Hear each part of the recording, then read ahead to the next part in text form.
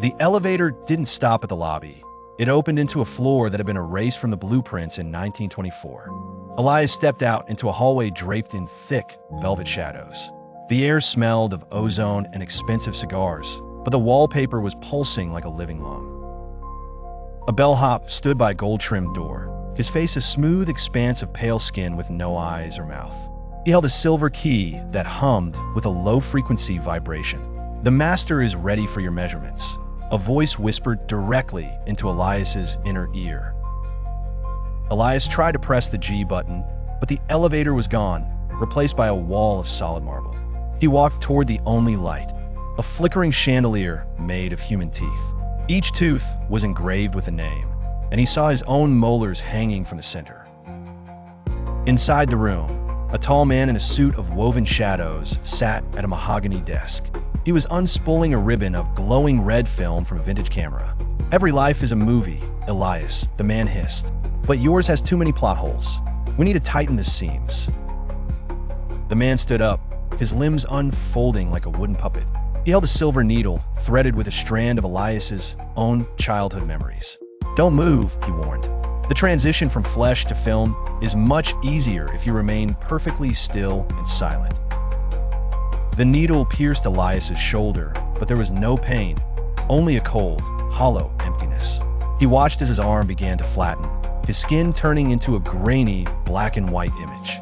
He was being edited out of the physical world and into a silent, flickering reel. He looked at the desk and saw hundreds of canisters, each containing a different soul. They weren't dead. They were just trapped in a loop of their worst moments, replaying forever for the Weaver's amusement. The office was a library of eternal, curated suffering. "Why me?" Elias wheezed, his voice sounding like static on an old radio. The Weaver leaned in, his face a shifting blur of every person Elias had ever hurt. "Because you looked into the mirror and wished you were someone else. I'm simply granting that wish." The room began to spin, the walls dissolving into a spiral of celluloid strips.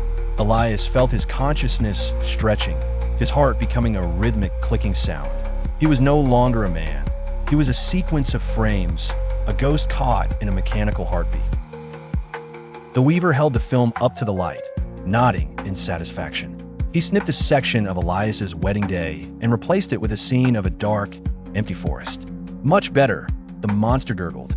"A bit of mystery adds value to the collection." Suddenly, Elias was back in the elevator. The doors were open to the lobby, and the sun was shining.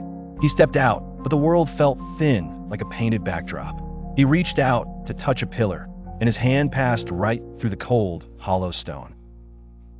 He looked into a mirror and screamed. He was a black and white reflection in a colorful world.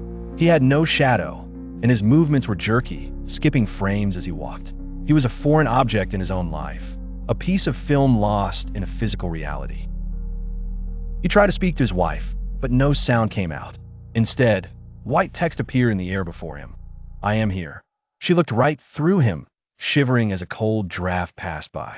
To her, he was nothing more than a glitch in the atmosphere. Now, Elias haunts the building, a flickering silhouette in the corner of the eye.